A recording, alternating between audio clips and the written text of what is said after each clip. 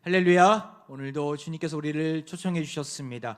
그 주님의 부르심 앞에 우리가 귀 기울여서 주의 말씀이 무엇인지 잘 깨닫고 그 말씀대로 순종하는 거룩한 시간 되기를 소망합니다. 믿음은 들음에서 납니다. 우리가 하나님 말씀을 잘 들어야 우리 믿음이 성장하고 성숙해 되는 줄 믿습니다. 이제 한 달 뒤면 우리 교회 학교마다 또한 다음 세대의 부서마다 우리 여름 성경학교 또한 여름 수련회가 열리게 될 것입니다. 정말 일생일대의 주님과의 만남의 자리가 우리 자녀들의 인생을 바꾸게 될 것입니다. 우리 교사 선생님들 또 교육자들 장소 섭외부터 온 힘을 다해서 정말 전반기부터 열심히 준비하고 있고요.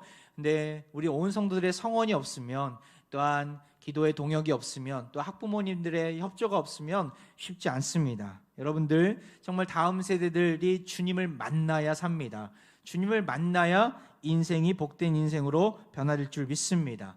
이 사실을 기억하시고 우리 다음 세대들이 적극적으로 우리 여름성경학교 또 여름수련회에 참여할 수 있도록 여러분들이 지금부터 관심과 또한 기도 부탁드리겠습니다.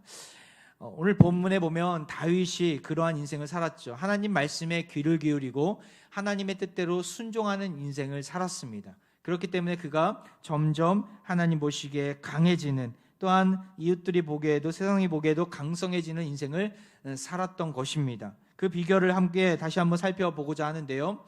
지난 주간 우리가 복습을 하자면요, 다윗은 어떤 자리에 서 있습니까? 바로 세밀한 부분까지도 하나님께 묻고 또 물어가는 자리에 서 있는 것이죠. 사무엘하 2장 1절의 말씀을 볼까요?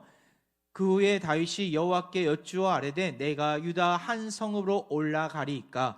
여호와께서 이르시되 올라가라. 다윗이 아뢰되 어디로 가리이까? 이르시되 헤브론으로 갈지니라. 하나님께 묻고 또 물으면서 어디로 가야 될지에 대한 해답을 얻는 다윗의 모습을 우리는 지난 시간 확인했습니다. 다윗은 어디로 가라고 하나님 말씀하셨습니까? 바로 헤브론으로 올라가라는 음성을 듣고 그분의 명령에 즉시 순종하게 됩니다. 갈팡질팡하면서 올라가야 되나 말아야 되는가나 계산기를 두드려가면서 이것을 이해타산적으로 생각하지 않습니다. 그 즉시 식구들을 데리고 또한 부하와 그 가족들을 데리고 헤브론으로 올라갑니다. 그때 무슨 일이 일어난 것입니까? 1절을 한번 볼까요? 오늘 본문의 1절에 보면 사울의 집과 다윗의 집 사이에 전쟁이 오래매, 전쟁이 일어납니다. 지난 주간 보았던 그 대표들 사이에서의 전쟁이 한 번에 그치지 않았다라는 거예요. 뭐라고 나옵니까? 전쟁이 오랫동안 지속됐다라는 것이죠. 아주 길고 긴 전쟁의 여정이었습니다. 지금 우크라이나 전쟁이 너무나 길게 이어지고 있고 너무나 답답한 그런 상황 가운데 있는데, 사실 우크라이나 전쟁은 지금까지 4개월밖에 흐르지 않았습니다. 지난 2월 말에 시작이 돼서 이제 지금 6월 말이니까 4개월밖에 흐르지 않았어요. 하지만 이 4개월 동안 흘렀던 이 전쟁으로 인해서 많은 그 나라가 경제적인 위기 가운데 노출이 되고 우리의 식탁도 바뀌지 않습니까? 제가 최근에 어떤 뉴스를 보니까 고등어가 이제는 너무 비싸져서 못 사 먹을 거다라고 얘기를 하더라고요. 왜냐하면 고등어잡이 배에 기름이 너무나 올라갔고 배에 출항을 못 한다고 합니다. 고등어잡이 배가 출항을 못하니까 우리의 밥상이 지금 달라지는 상황이 벌어진 것이죠.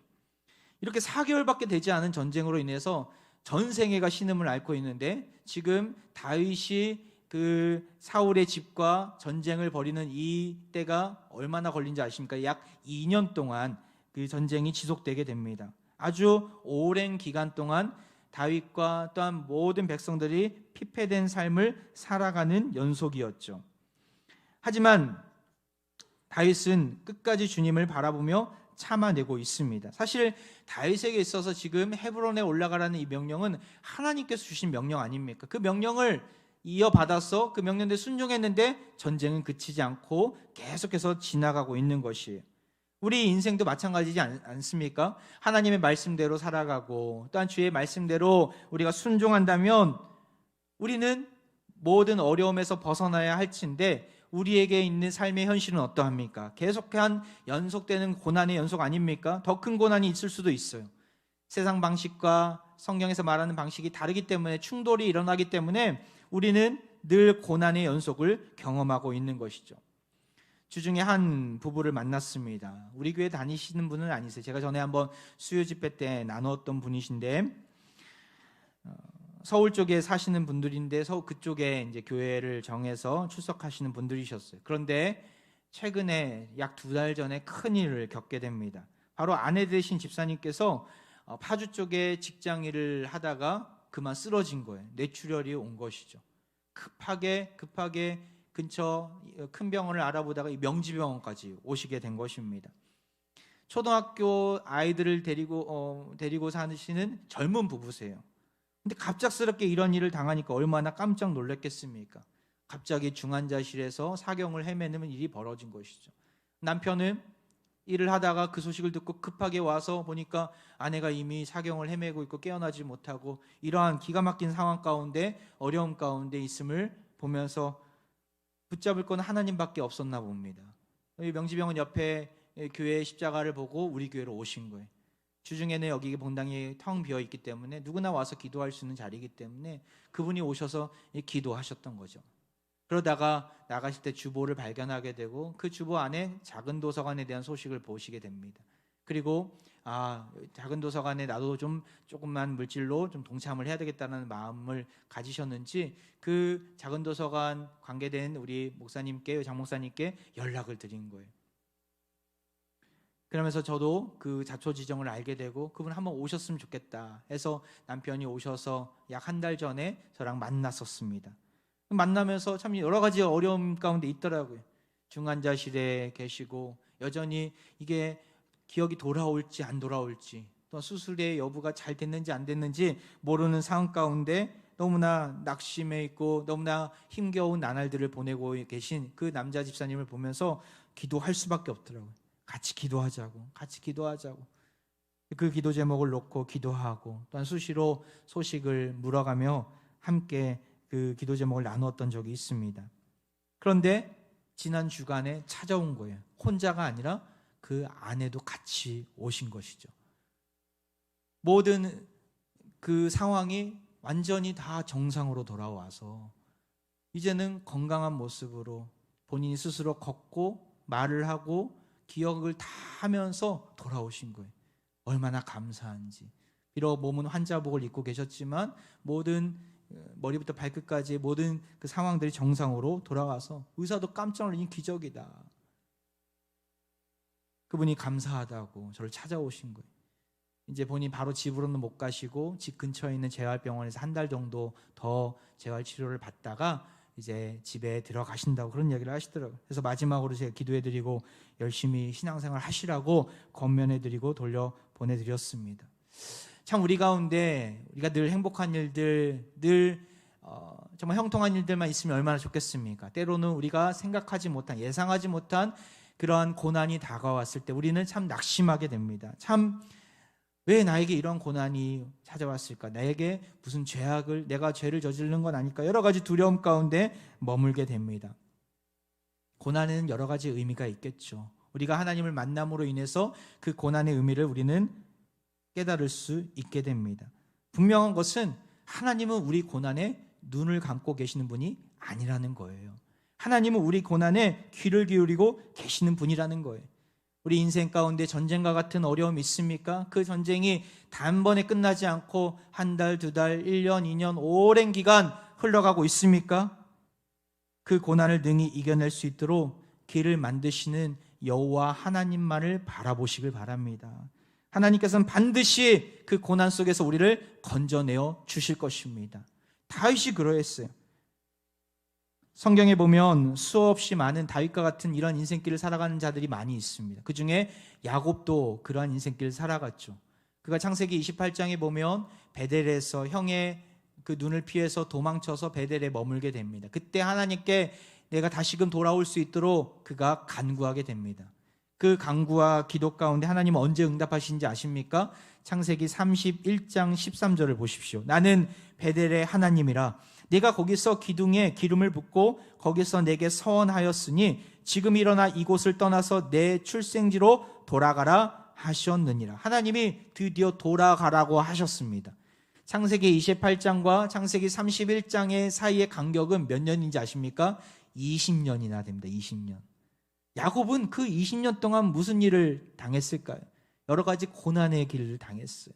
삼촌 라반의 집에서 노역을 통해서 어려움 가운데 있었지만 하나님께서는 그가 조금씩 회복할 수 있는 은혜를 주시고 아내도 주시고 자녀도 주시고 무엇보다도 그에게 많은 부를 허락해 주신 것이죠. 그 20년의 기간이 비록 고난의 기간이었지만 하나님께서는 그 야곱이 더욱더 하나님 나라를 이룰 수 있는 겁으로 성장하는 그런 계기로 삼으셨다라는 거예요. 오랜 기간 버텨야 될 때가 있습니다. 오랜 기간 기다려야 될 때가 있습니다. 하나님 앞에 믿음으로 순종했지만 그 앞에 놓여져 있는 고난이 있을 수 있습니다. 하지만 고난이 있다고 낙심하지 마시기 바랍니다.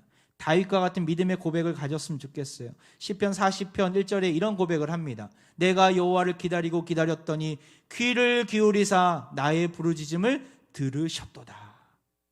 기다리며 하나님의 뜻을 구했던 이 다윗은 결국에 가서는 하나님께서 나의 부르짖음을 들으셨노라고 고백하고 있는 것이죠. 사도 바울도 이런 고백을 합니다. 갈라디아서 6장 9절 같이 한번 고백할까요? 시작. 우리가 선을 행하되 낙심하지 말지니 포기하지 아니하면 때가 이름에 거두리라. 때로는 선을 행하다가 때로는 하나님 말씀에 순종하다가 어려움을 당할 수 있습니다. 하지만 결코 낙심하지 마시기 바랍니다. 결코 포기하지 마시기 바랍니다. 때가 이르렀을 때 반드시 기쁨의 단을 거두게 될 줄 믿습니다. 변화의 기미가 보이지 않고 아무런 미동도 보이지 않는다고 낙심하지 마시고 묵묵히 주님을 향한 부르짖음의 자리에서 주의 말씀의 자리에서 온전히 서 있기를 바랍니다. 그러할 때 하나님께서는 반드시 우리를 회복해 하실 것입니다. 다윗이 그러했어요. 다시 한번 1절을 볼까요? 다윗이 그렇게 오랜 전쟁통 속에서 하나님 그에게 어떤 은혜를 주십니까? 다윗은 점점 강하여 가고 사울의 짐은 점점 약하여 가니라. 전쟁은 있어요. 고난은 있어요. 하지만 그 고난 속에서 하나님은 다윗을 더욱더 강성하도록 다윗이 더욱더 강하여진 인생길을 살아갈 수 있도록 은혜를 주신다는 것이죠. 1절은 앞으로 진행될 3장과 4장의 요약입니다. 요약. 제목과 같은 구절이 어떻게 하나님께서 다윗에게 강성케 하시는 은혜를 주시는가 한 번 더 깊게 들여다보았으면 좋겠는데요. 2절부터 5절을 보면은 다윗의 아들들의 목록이 나옵니다. 어떠한 아들들이 있습니까? 암몬, 길르압, 압살롬, 아도니아, 스바랴, 이드르암 총 6명의 아들들이 나옵니다. 사실 이 2절부터 5절까지의 내용에서 중요한 것은 아들들의 이름이 아니에요. 아들들이 누구의 어머니가 누구라는 것이 중요한 것이 아닙니다. 더 중요한 게 있어요. 무엇이냐면 하나님이 그 아들들을 주셨다라는 거예요. 다시 한번 2절을 볼까요? 다윗이 헤브론에서 아들들을 낳았으되, 사실 한국어 성경에는 주어가 다윗으로 되어 있는데 히브리어 원전에는 주어가 다윗이 아닙니다. 이것을 원전에 그대로 직역을 해보자면 다윗이 헤브론에서 아들들을 낳았다라는 것이 아니라 아들들이 다윗에게서 태어났다라는 의미가 담겨져 있어요. 아들들이 다윗에게서 태어났다. 다윗의 주체성을 의미하는 게 아니라 그 이면에서 하나님이 역사하셨다라는 거예요. 하나님의 주체성을 이야기하는 거예요. 다윗은 보조예요, 보조. 다윗이 아들들을 낳았지만 그 아들들을 주신 분이 하나님이다라는 것을 드러내기 위해서 다윗을 맨 뒤로 보내고 그 앞에 아들들을 앞세워서 이야기하는 것이죠. 수동태형 구절입니다. 근데 한국의 성경에는 그냥 능동태로 이렇게 쓰여져 있어서 이런 것을 발견할 수 없는 것이죠. 다윗에게 왜 하나님께서 이렇게 아들들을 주셨습니까? 다윗이 잘나서 그랬습니까? 다윗이 잘생겨서 이런 아들들을 주셨습니까? 2절을 다시 한번 볼까요? 다윗이 헤브론에서 아들들을 낳았으되, 여기서 중요한 지명이 나옵니다. 무엇이에요? 헤브론에서 낳았다라고 얘기합니다. 근데 이것이 또 설명하고 있어요. 5절을 한번 보세요. 5절을 아들들을 쭉 나와서 이야기하면서 맨 마지막 5절에 뭐라고 나옵니까? 이들은 다윗이 헤브론에서 낳은 자들이더라. 또다시 헤브론을 이야기하고 있어요. 반복은 강조입니다. 히브리어에서 반복은 강조입니다. 강조하고자 앞뒤에 지금 설명하고 있는 거예요. 왜 헤브론을 이렇게 강조하고 있을까요? 헤브론이 뭐 아들을 낳기로 유명한 곳이어서 강조하고 있는 것입니까? 아니에요. 그런 뜻이 아니에요. 헤브론은 어떤 곳이에요? 우리가 아까 읽었잖아요. 하나님이 가라고 한 곳이에요. 하나님이 가라고 한 곳이에요. 거기 가라. 거기 갔을 때 너에게 일을 보여주겠다라는 것이죠. 다윗이 믿음으로 순종하면서 간 곳이 아내들을 데리고 부하들과 그 가족들을 데리고 헤브론으로 내려간 내용을 우리는 지난 시간 보았어요. 무슨 말입니까? 믿음으로 순종하니까 하나님이 그에게 복 주셨다라는 것입니다. 믿음으로 순종하니까 그가 강성해졌다라는 것입니다. 웃으면 복이 와요가 아니라 믿으면 복이 옵니다. 믿으십니까? 믿음으로 순종하면 복이 오는 줄 믿습니다. 이 강성함의 비밀을 5장 10절에서 이렇게 설명하고 있습니다. 같이 한번 읽어볼까요? 시작. 만군의 하나님 여호와께서 함께 계시니 다윗이 점점 강성하여 가니라. 하나님이 그와 함께 계셨기 때문에 그가 점점 강성해졌다라는 것이죠. 다윗이 결코 잘나서, 다윗이 위대해서, 다윗이 리더십이 있어서 강성해진 게 아니라 하나님이 그와 함께 하셨고, 다윗은 그 믿음을 가지고 하나님 말씀에 적극적으로 순종했기 때문에 그가 강성해진 것입니다. 여러분에게 하나님이 하라고 하신 일들이 있습니까? 여러분에게 하라고 하신 일들이 무엇입니까? 그 일을 하시기 바랍니다. 기도의 자리에, 말씀의 자리에 서라고 하시며 그 자리에 서시길 바랍니다. 믿음으로 결단하라고 하시면 결단하시길 바랍니다. 우리 각자 다 다르기 때문에 당신이 해야 될 일이 무엇인지 제가 판단할 수는 없어요. 하지만 하나님과의 관계가 온전하다면 여러분은 분명히 내가 지금 무엇을 해야 되는지 아실 것입니다. 그 일을 하시기 바랍니다. 그러할 때 반드시 강성해지는 복을 누리게 될 것입니다. 참 감사한 것은 우리 앞에 가족들이 정말 순종의 자리에 온 힘으로 나아가고 계시다라는 거예요. 지난 선교 주일날 우리가 온 힘을 다해서 함께 동참하면서 또 선교사님들 위해서 기도하고 또 물질로 후원하면서 그 물질이 28곳의 선교지에 골고루 보내게 되어서 너무나 감사하고 있습니다. 하나님께서 우리에게 하라고 하신 일들에 우리가 적극적으로 반응했기 때문에 순종한 증거다라고 저는 생각을 하게 됩니다. 작은 도서관도 그러하죠. 정말 다음 세대들을 품고 또 이 지역사회 가운데 우리가 복음을 증거하기 위한 정말 그 전초기지와 같은 그 도구와 같은 공간을 만들게 돼서 얼마나 감사한지. 제가 하자고 해서 했다기보다는 여기저기서 많은 피드백을 받았어요. 목사님 이 일을 좀 했으면 좋겠습니다. 그 공간이 너무나 비어있는데 그 공간을 이렇게 활용했으면 좋겠습니다. 여기저기서 저도 받았어요. 저도 기도하면서 또 성도들과 함께 나누면서 또 우리 장로님들과 나누면서 이것을 해야 되겠다. 그래서 작년 말부터 그것을 비전을 나누고 또한 예산을 확보하고 조금씩 추진하지 않았습니까? 이제서야 우리의 눈에 가시화가 되어서 이렇게 하나님의 나라가 펼쳐지는 것을 보면서 얼마나 감사한지. 이미 오픈이 됐어요. 2부 예배 후에 오픈을 했어요. 꼭 예배 드리시고 식사하시고 거기 들려서서 차 한잔 하시고 시간 되신 분들은 이번에 개관식 때도 함께 참여하셔서 정말 우리 공동체가 하나님을 기쁘시게 하는 공동체로서 우뚝 서게 되는 그런 아름다운 모습을 함께 누리시기를 바랍니다. 지난번에 제가 새벽기도 반주자에 대한 부분들을 하나님께 구하면서 참 기도를 참 많이 했었어요. 하나님, 34년 동안 한 번도 반주자가 없었는데 그냥 특별 새벽기도회나 여러 행사에 있을 때만 우리가 그 반주자나 또한 악기 연주자들과 함께 예배를 드리고 평소에는 반주자가 없었는데 좀 반주자를 하나님 보내달라고 기도하게 되더라고요. 그런데 이 새벽을 책임질 수 있는, 전체를 다 책임질 수 있는 한 명에게 그런 부담감을 드리는 것은 너무나 힘든 일이지 않습니까? 저도 못해요, 그렇게. 그럼 어떻게 해야 될 것인가 고민하다가 하나님 아이디어를 주시더라고요. 하루에 한 명씩 월요일 담당, 화요일 담당, 수요일 담당, 담당자를 세워야 되겠다. 그래서 모집을 했죠. 감사하게도 4분이나 이렇게 지원을 하셔갖고 지금은 그 4분이 로테이션으로 때로는 2번, 또는 3번, 또 때로는 1번 이렇게 담당하면서 새벽 기도회가 너무나 풍성함을 느끼게 됩니다. 요즘 새벽 기도회 정말 많이 나오시더라고요. 날씨가 좋아서 나오셨다기보다는 반주를 잘하셔서 나오신 줄 믿습니다. 하나님께서 우리에게 많은 은혜를 주셔서 우리 교인뿐만 아니라 이 지역에 가깝게 사시는 많은 성도들도 나오셔서 새벽에 은혜를 나누고 계시더라고요. 얼마나 감사한지. 근데 어제 제가 가정교회를 가서 그 반주자 4분 중에 한 분이 거기 앉아 계시더라고요. 여쭤봤어요. 힘들지 않으시냐고. 그분의 대답은 어땠겠습니까? 힘들다고. 그런 얘기를 하시더라고요. 무엇이 힘드냐고 하니까 삶의 리듬이 좀 깨져서 밤에 예전에는 그렇게 많이 안 일어났는데 막 3-4번씩 깨는 거예요.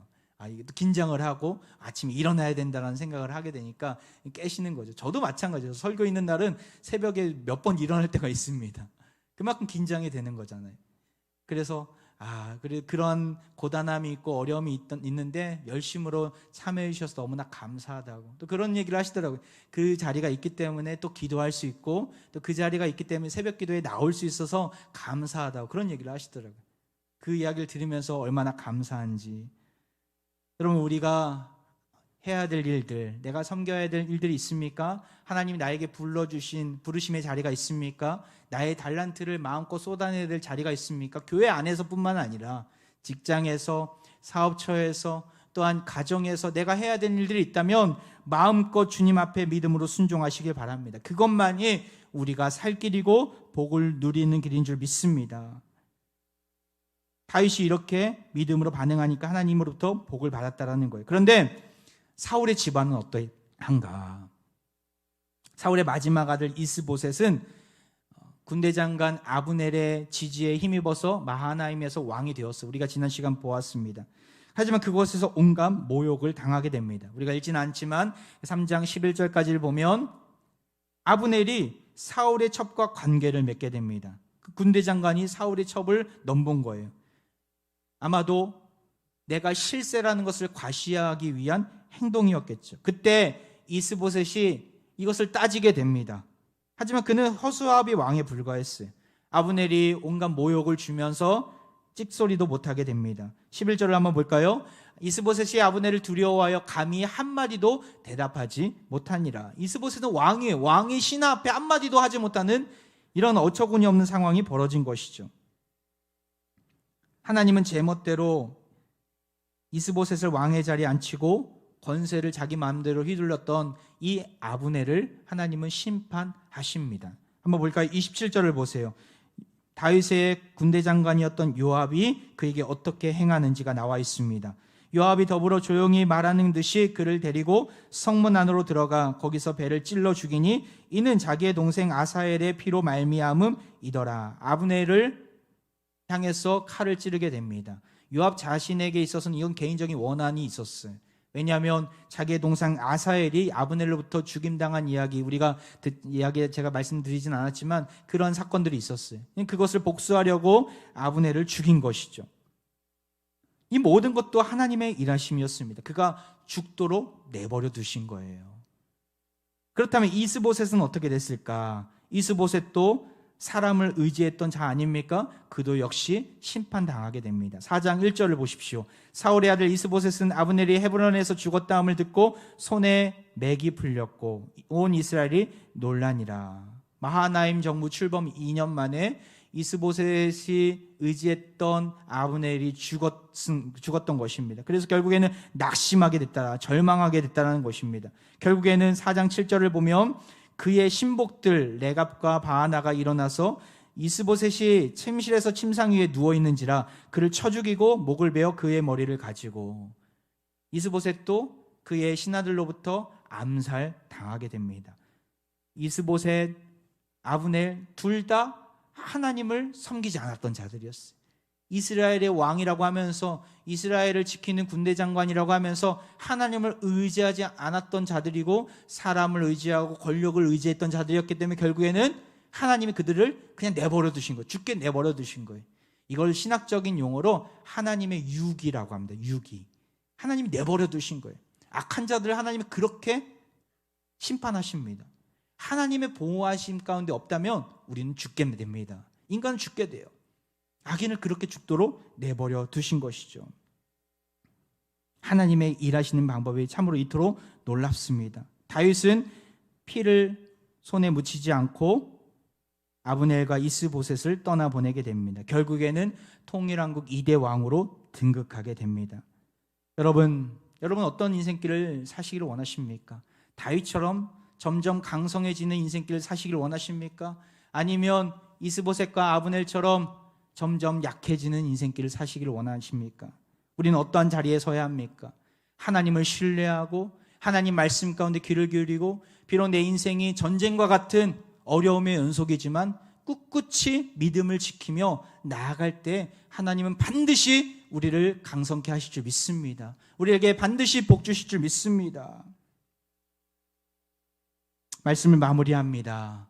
3주 전에 우리 청소년부, 그러니까 중등부, 고등부 각각 제가 설문조사를 했어요. 우리 아이들의 신앙의 상태가 좀 어떠한지, 어떠한 상황 가운데 코로나 이후에 믿음을 잘 지키고 있는지 궁금하더라고요. 그래서 교육자들과 협력해서 설문조사를 했어요. 총 45명이 참여를 했는데 4가지 질문을 던졌습니다. 나는 이 세상에 교회와 성경이 말하는 신이 존재하는지 1번 믿겨지지 않는다, 2번 믿겨진다. 믿겨지지 않는다가 3명이 나왔어요. 3명이. 그리고 2번째 조사였어요. 현재 나는 교회에 나와 예배에 참석하는 이유가 뭐뭐 때문이다. 1번 나의 신앙, 믿음 때문이다. 32명이나 나왔습니다.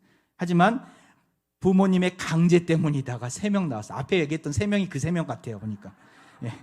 친구의 관계 때문이다. 참석하지 않으면 찝찝하기 때문이다. 벌받기 때문에 9명이나 그런 마음을 품었다고 하더라고요. 그리고 3번째 질문은 현재 나는 예배와 찬양, 성경 말씀에 대해 어떻게 생각하는가? 1번, 2번은 나오진 않았고 3번에 실제로도 도움이 되어 의욕이 있고 간절한 편이다. 11명이 나왔습니다.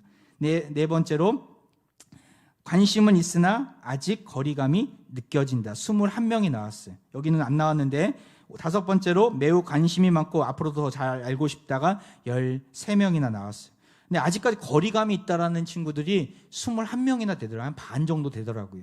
마지막 질문은 만약 당장 다음 주부터 성인이 되어 아무 참견 없이 자유롭게 교회에 출석할 수 있는 권리가 주어진다면 어떻게 할 것인가? 1번 발걸음을 끊을 것이다. 아무도 없어요. 다행히. 자, 2번째 가끔씩만 출석하게 될 것이다. 3명. 아까 그 3명이 그 3명이에요. 가끔씩만 출석하게 될 것이다. 우리 자녀들 눈여겨봐야 됩니다. 끝까지 봐야 됩니다. 나머지는 42명은 끝까지 신앙생활을, 교회생활을 이어나갈 것이다. 이걸 보면서 2가지 마음이 들었어요. 첫 번째 마음은 선방하고 있다. 그래도 대부분의 아이들이 믿음을 갖고 끝까지 신앙생활을 하는 것을 소망하고 있구나.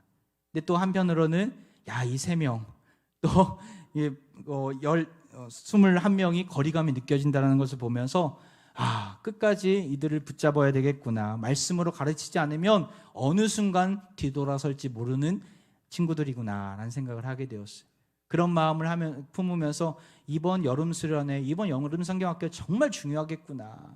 우리가 지금부터 관심 가지고 기도하지 않으면 그냥 어느 한 부서의 행사로 끝나지 않도록 일생일대의 주님과의 만남의 자리가 얼마나 복된 인생인지 우린 다윗을 통해서 이미 보았습니다. 이 사실을 자녀들이 깨달아야 합니다. 우리 다음 세대들이 깨달아야 합니다. 눈물 뿌려가며 깨달아야 합니다.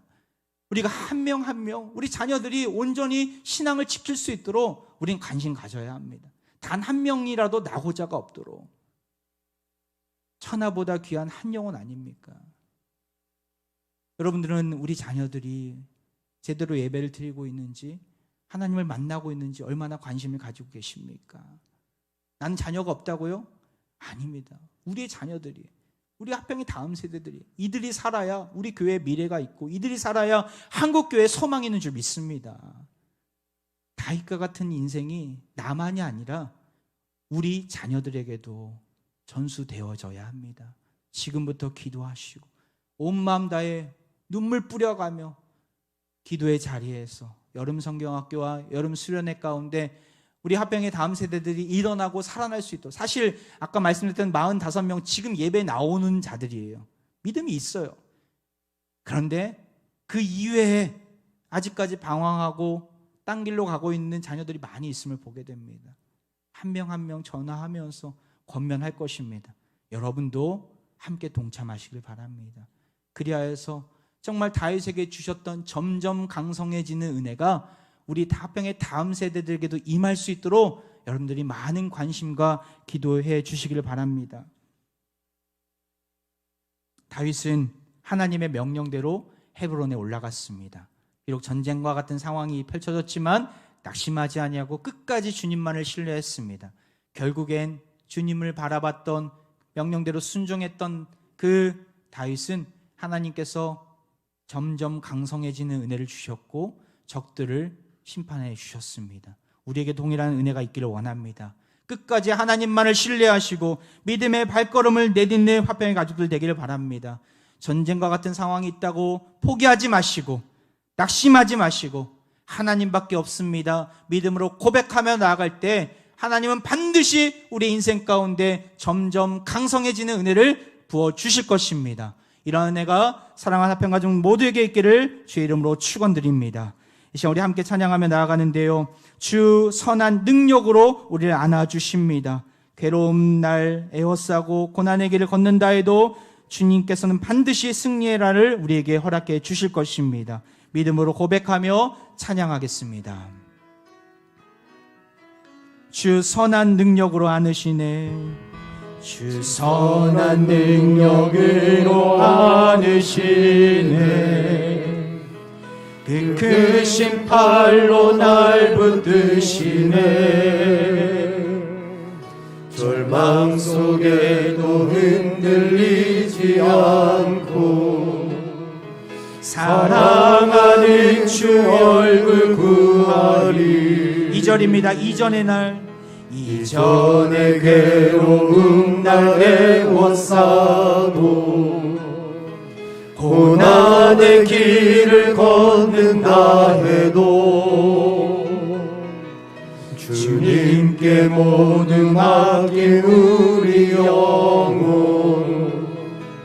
끝내 승리의 날을 맞으리. 선한 능력으로 일어서리, 선한 능력으로 일어서리, 주만을 지하리 믿음으로. 아멘. 우리 고대 안에 주 오실 그날 승리의 새 날을 맞이하리. 3절입니다. 주님이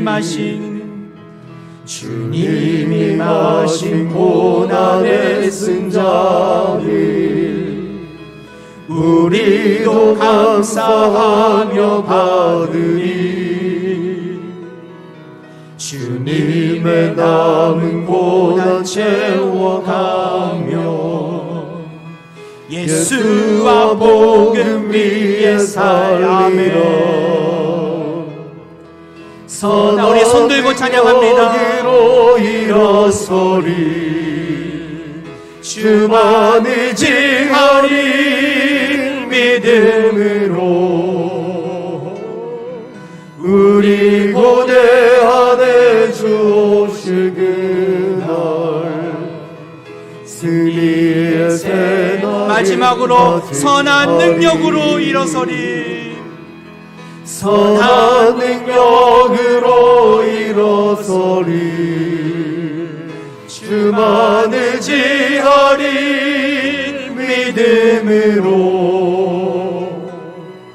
우리 고대 안에 주 오실 그날 승리의 새 날을 맞이하리. 그 크신 팔로 불안해하는 우리를 붙들어 주시는 하나님 아버지, 오늘 말씀을 통해 점점 강성해지는 비밀을 알게 하시니 감사드립니다. 오랜 전쟁과 같은 고난의 연속입니까? 주님만을 바라보며 인내함을 가지고 버틸 수 있는 힘을 더하여 주옵소서. 하나님이 우리를 살리시고 복 주시는 분임을 인정하게 하시고, 주님이 명하신 헤브론이 있다면 이것저것 따지지 아니하고 담대히 헤브론을 향해 순종할 수 있는 그 믿음을 우리에게도 허락해 주옵소서. 그리하여 주님 주시는 승리의 새날을 맞이하는 놀라운 은혜를 누리게 하옵소서. 이 시간 몸이 아픈 부위에 자신의 손을 얹고 기도합니다. 인생의 가장 낮고 어두운 곳에서 온갖 질병으로 신음하고 살아가는 우리 환우들을 위해 기도합니다. 이 세상에 오셔서 모든 병과 모든 약한 것을 고치신 주께서 이들의 연약함을 고쳐 주옵소서. 우리 주의 자녀의 모든 아픔을 만져주신다는 사실을 기억하고 주만을 바라보며 속히 일어나게 하옵소서. 모든 질병이 주님의 살아계심을 경험하는, 주님의 살아계심을 노래하는 거룩한 도구가 되게 하옵소서. 사망에서 우리를 건지신 예수 그리스도의 이름으로 간절히 기도하옵나이다. 아멘.